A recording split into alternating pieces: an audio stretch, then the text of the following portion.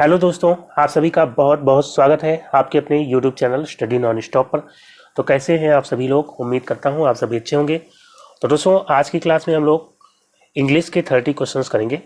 और इस practice set में जो क्वेश्चंस मैंने लिए हैं, ये इलाहाबाद हाई कोर्ट में जिस तरह के क्वेश्चंस पूछे गए हैं प्रीवियस ईयर्स में, उसी पैटर्न पर आधारित क्वेश्चंस यहाँ पे मैंने सेलेक्ट किए हैं। तो ये क्लास आपके लिए काफ़ी हेल्पफुल होगी आपके आने वाले हाई कोर्ट एग्ज़ाम के लिए, चाहे वो ग्रुप डी एग्ज़ाम हो या ग्रुप सी एग्ज़ाम हो या किसी भी अन्य परीक्षा के लिए जहाँ पे इंग्लिश से क्वेश्चंस आएंगे, उन सभी के लिए क्लास आपकी बेहद महत्वपूर्ण होगी।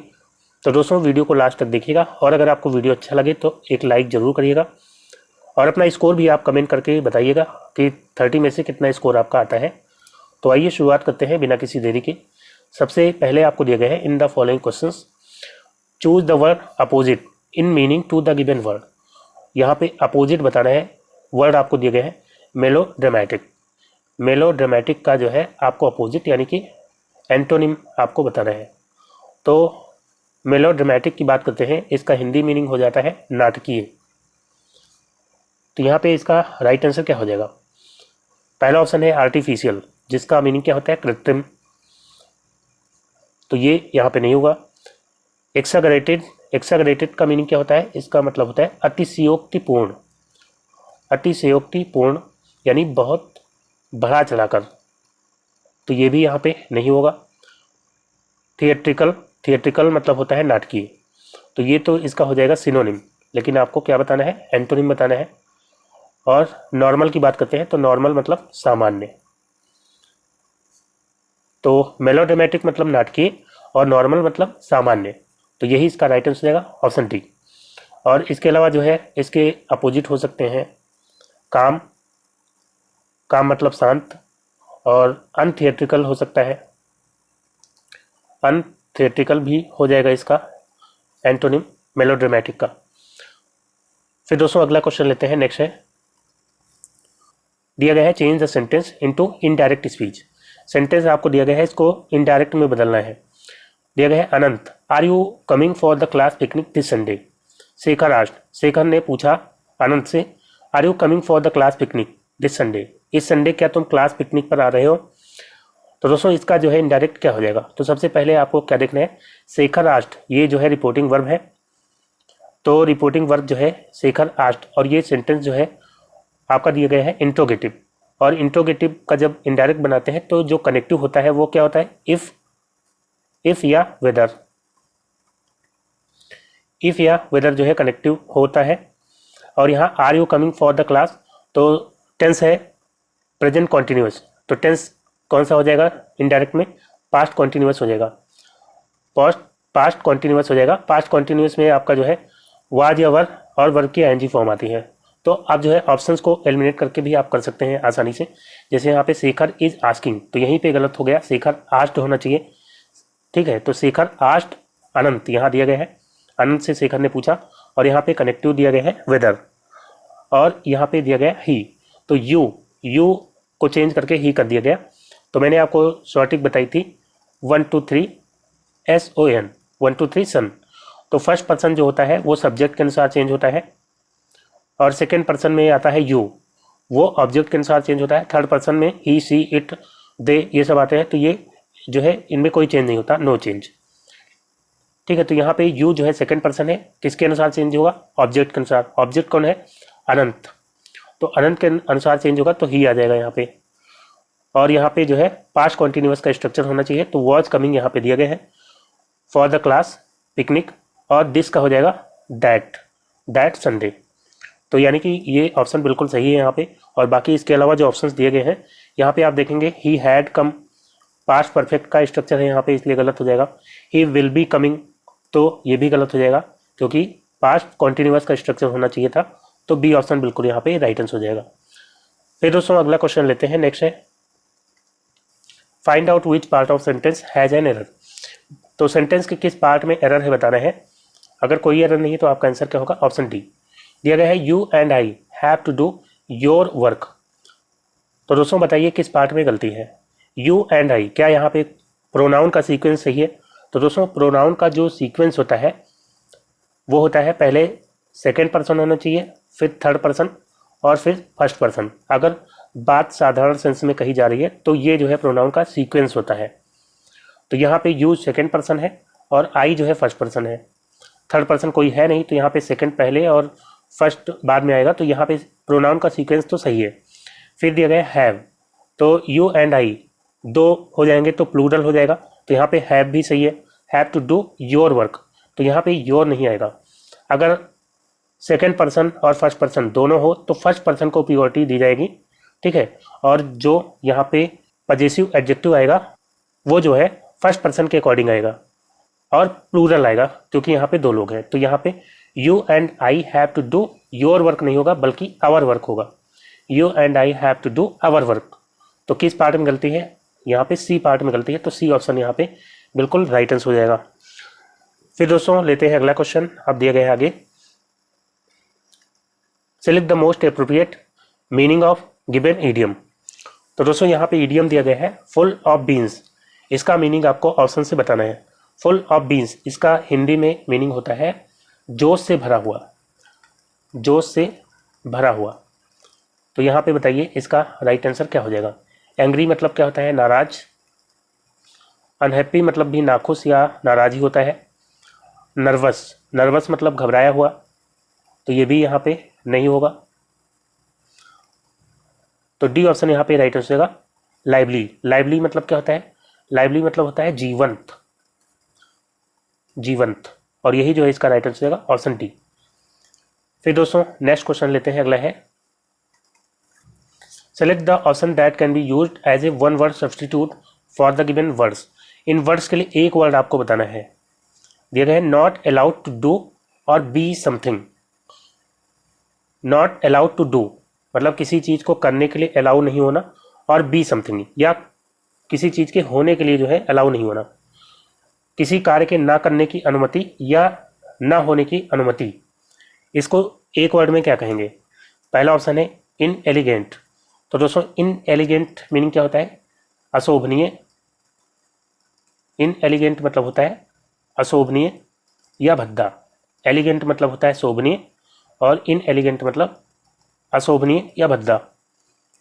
फिर दिए गए हैं इनडेलिबल। तो इनडेलिबल मीनिंग होता है अमिट, यानी कि जो मिटाया ना जा सके।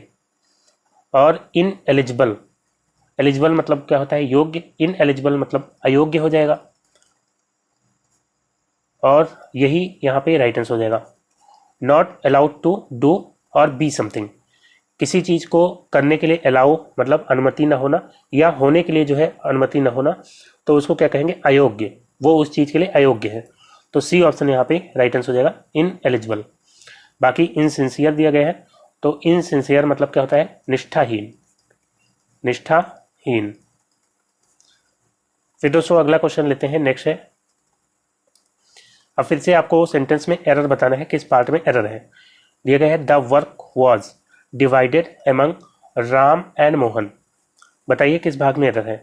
तो दोस्तों यहाँ पे आप देखेंगे the work was divided among, क्या यहाँ पे एमंग सही है? तो दोस्तों एमंग जो है जब दो से अधिक लोग होते हैं तब जो है एमंग का प्रयोग होता है। जब दो लोग होते हैं, दो लोग के बीच की बात होती है, तो वहाँ पे एमंग नहीं बल्कि बिटवीन का प्रयोग होता है। तो यहाँ पे जो है the work was divided between, between Ram and Mohan, काम जो है राम और मोहन के बीच में बांटा गया था। ठीक है, तो यहाँ पे जो है राइट आंसर क्या हो जाएगा? किस पार्ट में गलती है? ऑप्शन बी यहाँ पे राइट आंसर हो जाएगा। फिर दोस्तों अगला क्वेश्चन लेते हैं, नेक्स्ट है change the given sentence in passive voice. अब आपको यहाँ पे एक्टिव वॉइस दिया है, पैसिव वॉइस बताना है। दिया गया है the teacher told the students to stand in a queue. Teacher ने स्टूडेंट से कहा लाइन में खड़े होने के लिए। तो इसका जो है पैसिव वॉइस क्या हो जाएगा? तो दोस्तों सबसे पहले आपको पैसिव वॉइस बनाने के लिए सबसे पहले टेंस आपको देखना है। द टीचर टोल्ड कौन सा टेंस है? यहाँ पे पास्ट इंडेफिनिट टेंस है, और पास्ट इंडेफिनिट का जब हम पैसिव बनाते हैं तो हेल्पिंग वर्ब आती है वॉज या वर्ब, और वर्ब की थर्ड फॉर्म तो पैसिव वॉइस में हमेशा रहती है। और बाई के बाद जो है आ जाएगा सब्जेक्ट, और ऑब्जेक्ट आ जाता है पहले। तो the teacher told the students. अब यहाँ पे वाज या वर्ब के अलावा जो ऑप्शन आपको दिख रहे हैं उनको आप हटा सकते हैं। जैसे यहाँ हैव बीन दिया गया है, यहाँ पे आर दिया गया है, यहाँ वर है और यहाँ वर है, तो इन दोनों को चेक करते हैं।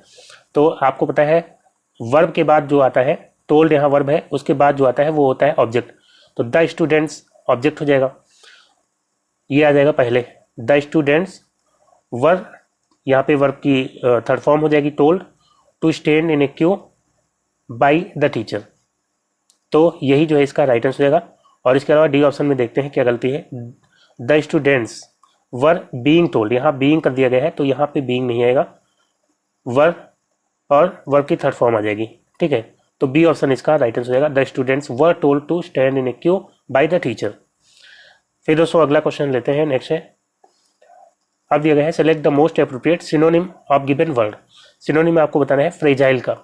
फ्रेजाइल इसका जो है मीनिंग क्या होता है, इसका मीनिंग होता है भंगुर। भंगुर मतलब जो आसानी से टूट जाता है, जैसे कांच होता है, कांच गिरते ही टूट जाता है, तो वो कैसा होता है, फ्रेजाइल यानी कि भंगुर होता है। अब यहाँ पे इसका सिनोनिम आपको बताना है, यानी कि पर्यायवाची। स्ट्रांग मतलब तो मजबूत होता है, तो ये तो जो है अपोजिट हो जाएगा इसका। और इसके अलावा फर्म मतलब क्या होता है, दृढ़, तो ये भी नहीं होगा। हेल्दी मतलब स्वस्थ, तो ये भी नहीं होगा। तो यानी कि डी ऑप्शन इसका राइट आंसर हो जाएगा। फ्रेल, फ्रेल मतलब कि भी होता है भंगुर। फ्रेल मतलब क्या होता है, फ्रेल मतलब होता है भंगुर। और इसके अलावा जो है ब्रिटल, ब्रिटल मतलब भी भंगुर होता है, तो ये भी जो है इसका सिनोनिम हो जाएगा। और इसके अलावा फ्रेंजिबल, फ्रेंजिबल मतलब क्या होता है, इसका मतलब भी भंगुर होता है, तो ये दोनों भी क्या हो जाएंगे, सिनोनिम हो जाएंगे। फिर दोस्तों नेक्स्ट क्वेश्चन लेते हैं, अगला है select the most appropriate antonym of given word. तो एंटोनिम आपको बताना है इम्पेशेंट का। इम्पेशेंट का अपोजिट क्या हो जाएगा, तो इम्पेशेंट का मीनिंग होता है अधीर, जिसके अंदर धैर्य ना हो, धीरज जिसके अंदर ना हो। तो इम्पेशेंट यहाँ पे इसका अपोजिट क्या हो जाएगा, इरिटेबल मतलब क्या होता है, चिड़चिड़ा, चिड़चिड़ा, तो ये तो यहाँ पे नहीं होगा। एंक्सियस मतलब क्या होता है, एंक्सियस मतलब चिंतित, ये भी नहीं होगा। टॉलरेंट मतलब क्या होता है, सहिष्णु, सहिष्णु या सहनशील, जो सह लेता है, थोड़ा बर्दाश्त कर लेता है। और बाकी रेस्टलेस दिया गया है, रेस्टलेस मतलब भी अधीर होता है, तो ये तो सिनोनिम हो जाएगा इसका। तो राइट आंसर यहाँ पे क्या हो जाएगा, ऑप्शन सी टॉलरेंट, इम्पेशेंट का टॉलरेंट। फिर दोस्तों अगला क्वेश्चन लेते हैं, नेक्स्ट है। अब आपको दिया गया है select the most appropriate synonym of given word. Synonym बताना है किसका, जस्ट का। जस्ट इसका मीनिंग होता है उचित। तो बायस्ड मतलब क्या होता है, बायस्ड मतलब होता है पक्षपातपूर्ण, पक्षपातपूर्ण।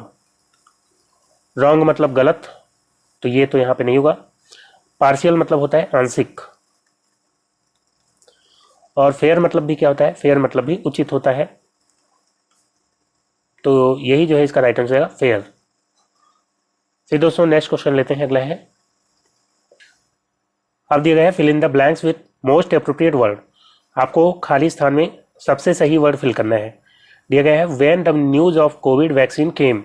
जब कोविड वैक्सीन की news I, everybody in the house, house मतलब यहाँ पे हो जाएगा संसद, तो संसद में सभी लोग क्या हो गए, everybody in the house was क्या होगा, एक्साइटेड। एक्साइटेड मतलब उत्सुक होता है, और कीन मतलब भी उत्सुक होता है, और ईगर मतलब भी उत्सुक होता है, और राउडी मतलब क्या होता है, उपद्रवी।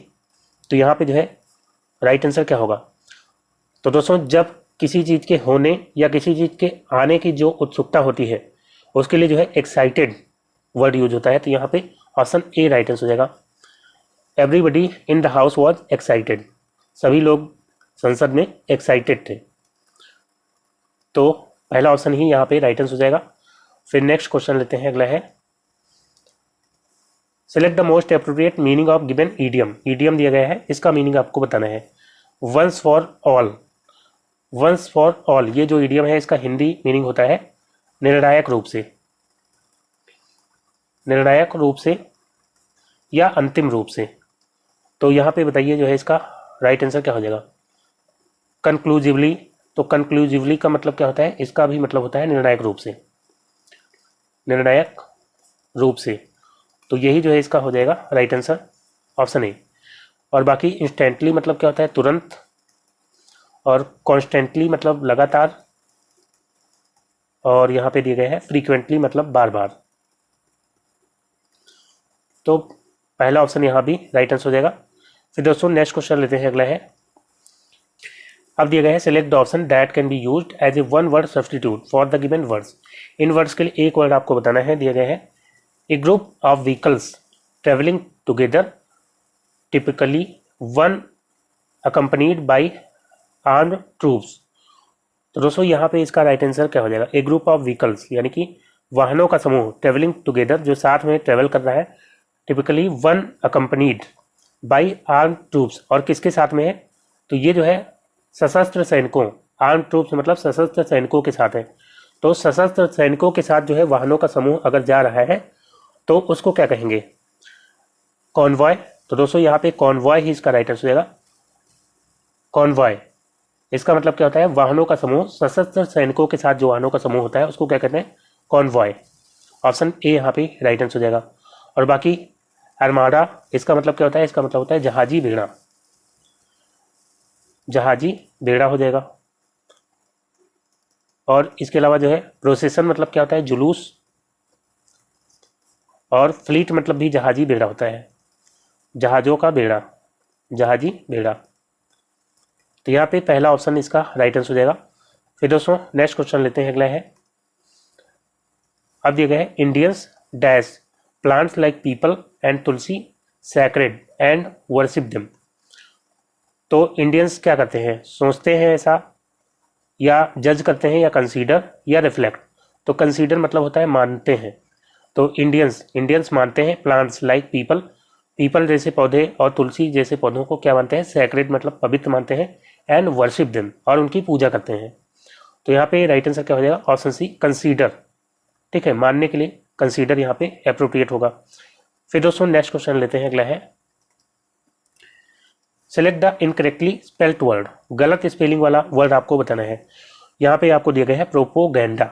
तो दोस्तों प्रोपोगेंडा नहीं होता है, प्रोपेगेंडा होता है। PROPAGANDA, propaganda. इसका मीनिंग क्या होता है? तो इसका मीनिंग होता है दुष्प्रचार, दुष्प्रचार। और बाकी जो है यहाँ पे दिया गया है प्रोनाउंस, तो इसकी स्पेलिंग बिल्कुल सही है। प्रोनाउंस मतलब उच्चारण करना, उच्चारण करना। और प्रॉपर्टी इसकी भी स्पेलिंग सही है, संपत्ति।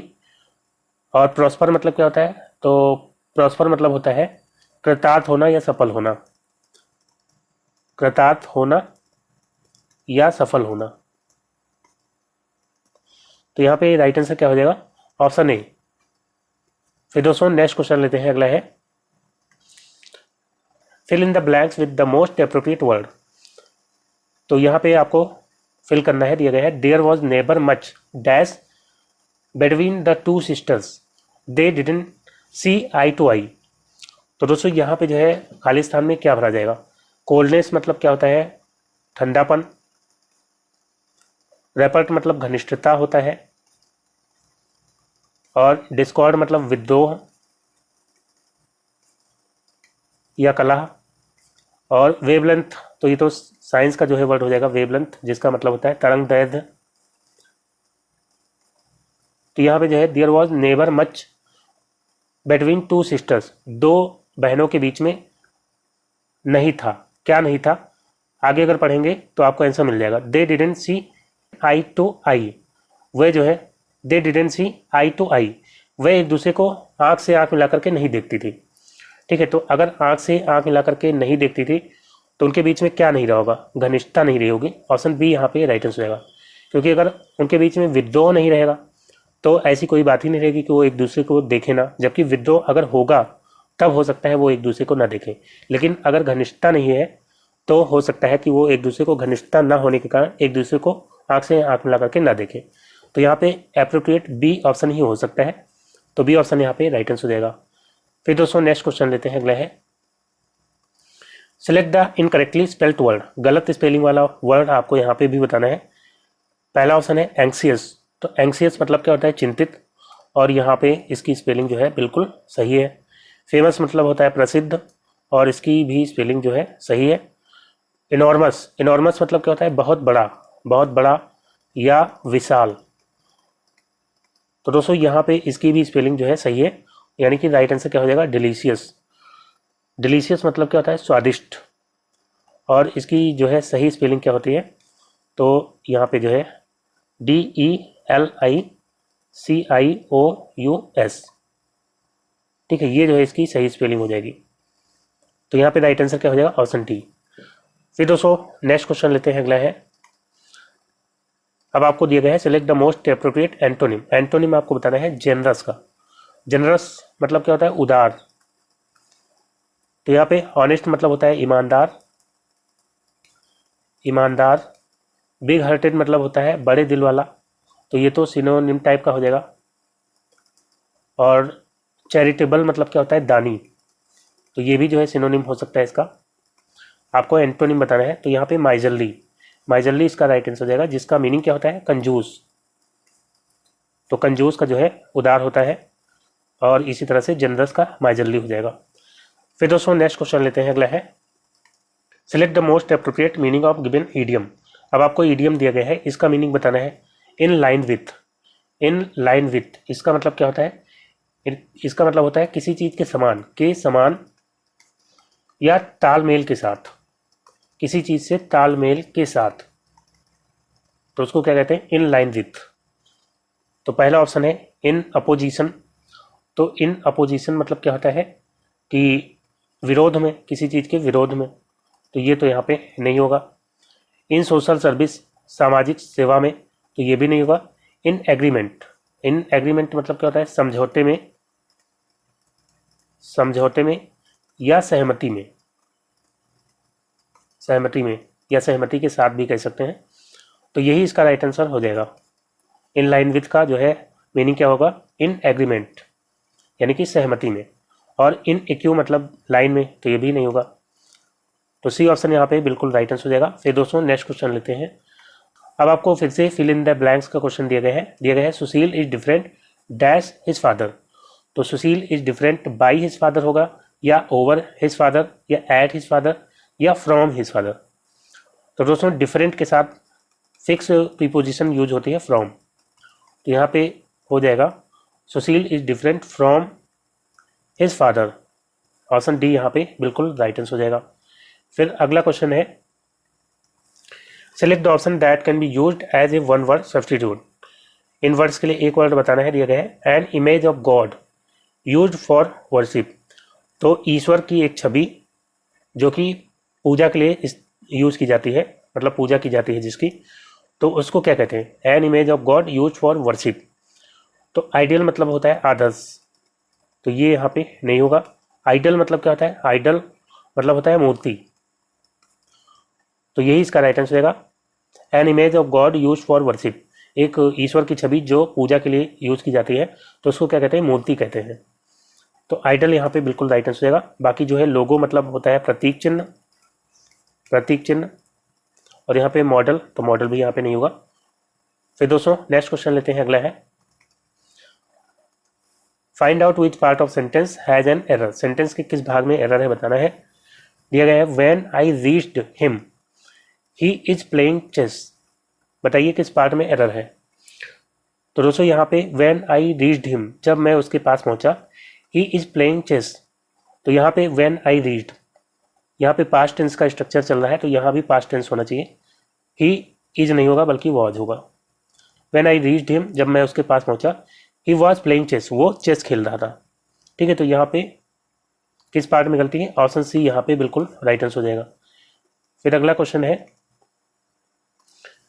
दिया गया है Ram prefers reading than writing. तो यहाँ पे बताइए किस पार्ट में एरर है। Ram prefers reading than writing, तो दोस्तों प्रेफर के लिए जो है, प्रेफर के लिए टू का इस्तेमाल होता है, ना कि देन का। यहाँ पे देन नहीं बल्कि टू होना चाहिए था। Ram prefers reading to writing, Ram जो है लिखने की बजाय पढ़ना जो है ज़्यादा प्रेफर करता है, तो यहाँ पे जो है राइट आंसर क्या हो जाएगा, ऑप्शन बी। फिर अगला क्वेश्चन लेते हैं, नेक्स्ट है change the sentence into indirect speech. तो दोस्तों यहाँ पे जो है सेंटेंस को इनडायरेक्ट में बदलना है। दिया गया what an enormous pumpkin sad the boy. लड़के ने कहा व्हाट एन एनॉर्मस पंपकिन, कितना बड़ा कद्दू है। तो यहाँ पे जो है जो रिपोर्टेड स्पीच है ये है एक्सक्लामेटरी सेंटेंस। यहाँ पे एक्सक्लामेटरी साइन भी आप देख रहे हैं। तो एक्सक्लामेटरी सेंटेंस का जब हम इनडायरेक्ट बनाते हैं तो यहाँ पे जो है अगर वाट या हाउ से एक्सक्लेमेटरी सेंटेंस शुरू हो रहा है तो वाट या हाउ जो है हट जाता है इनडायरेक्ट बनाते समय। यहाँ पे वाट दिया गया है, ये एलिमिनेट हो जाएगा, यहाँ भी वाट है और यहाँ भी वाट है, तो इस तरह से आप आसानी से एलिमिनेट करके कर सकते थे। ठीक है, तो क्या होगा, एक्सक्लेमेटरी सेंटेंस है तो द बॉय एक्सक्लेम्ड हो जाएगा, the boy exclaimed with surprise, क्योंकि यहाँ पे जो है वो सरप्राइज होकर कह रहा है, तो रिपोर्टेड स्पीच में जो सेंस आता है उसी के अनुसार हमें यहाँ पे लेना पड़ता है। तो यहाँ पे जो है विथ सरप्राइज हो जाएगा, the boy exclaimed with surprise, और एक्सक्लेमेटरी में दैट लगाते हैं। ठीक है, कनेक्टर क्या लगाते हैं, दैट, तो दैट आ जाएगा। फिर it was an enormous pumpkin, यही जो है इसका राइट आंसर हो जाएगा, it was an enormous pumpkin. इसको ऐसे भी बना सकते थे, the boy exclaim with surprise that the pumpkin was enormous, यानी कि पम्पकिन जो है बहुत बड़ा था। ठीक है, तो यहाँ पे सी ऑप्शन इसका बिल्कुल राइट आंसर हो जाएगा। फिर दोस्तों नेक्स्ट क्वेश्चन लेते हैं, अगला है, अब दिया गया है select the most appropriate meaning of given idiom. Idiom दिया गया है ए हॉट पोटैटो। तो दोस्तों ए हॉट पोटैटो, ये जो ईडियम है इसका हिंदी मीनिंग होता है विवादित मुद्दा, विवादित मुद्दा। तो किसी विवादित मुद्दे को क्या कहते हैं, ए हॉट पोटैटो कहते हैं। तो पहला ऑप्शन है ए डिलेक्टेबल डिश, तो डिलेक्टेबल मतलब स्वादिष्ट, तो एक स्वादिष्ट व्यंजन, तो ये तो यहाँ पे नहीं होगा। ए कंफर्टेबल सिचुएशन, एक आरामदायक स्थिति, तो ये भी नहीं होगा। An easy to cook recipe, एक बनाने में आसान रेसिपी, तो ये भी नहीं होगा। डी ऑप्शन यहाँ पे राइट आंसर हो जाएगा, एक कंट्रोवर्शियल इशू, एक विवादित मुद्दा, तो डी ऑप्शन यहाँ पे इसका बिल्कुल राइट आंसर हो जाएगा। फिर दोस्तों नेक्स्ट क्वेश्चन लेते हैं, अगला है, अब आपको दिया गया है select the most appropriate antonym. Antonym बताना है सफिशिएंट का। सफिशिएंट मतलब क्या होता है, पर्याप्त, सफिशिएंट मीनिंग होता है पर्याप्त। और यहाँ पे दिया गया है एडिक्वेट। एडिक्वेट मतलब क्या होता है, इसका भी मतलब होता है पर्याप्त, तो ये तो हो जाएगा इसका सिनोनिम। एम्पल मतलब भी पर्याप्त होता है और ये भी सिनोनिम हो जाएगा। मीगर मतलब क्या होता है, तो मीगर मतलब होता है अल्प या बिल्कुल थोड़ा सा, और यही इसका राइट आंसर रहेगा मीगर। और बाकी जो है प्लेंटीफुल मतलब क्या होता है, प्लेंटीफुल मतलब होता है पर्याप्त, तो ये भी जो है क्या हो जाएगा, सिनोनिम हो जाएगा। तो ऑप्शन सी यहाँ पे बिल्कुल राइट आंसर होगा, सफिशिएंट का हो जाएगा मीगर। फिर दोस्तों अगला क्वेश्चन लेते हैं, नेक्स्ट है change the given sentence in passive voice. Sentence को पैसिव वॉइस में बदलना है। दिया गया है the site of food मैडेंड him, यानी कि खाने का जो डिश है उसने उसे पागल कर दिया। तो यहाँ पे जो है जो सब्जेक्ट है वो क्या है, द साइट ऑफ फूड, और इसका पैसिव बनाएंगे तो सबसे पहले क्या देखते हैं, हम टेंस देखते हैं। टेंस कौन सा है, तो यहाँ पे मैडेंड वर्ब की सेकेंड फॉर्म है, द साइट ऑफ फूड मैडेंड, तो पास्ट इंडेफिनिट टेंस यहाँ पे हो जाएगा। और पास्ट इंडेफिनिट का जब हम पैसिव बनाते हैं तो हेल्पिंग वर्ब क्या आती है, वॉज या वर, वाज या वर हेल्पिंग वर्ब आ जाएगी, बाकी वर्ब की थर्ड फॉर्म आ जाएगी, और बाई प्लस सब्जेक्ट और ऑब्जेक्ट जो है पहले आ जाएगा।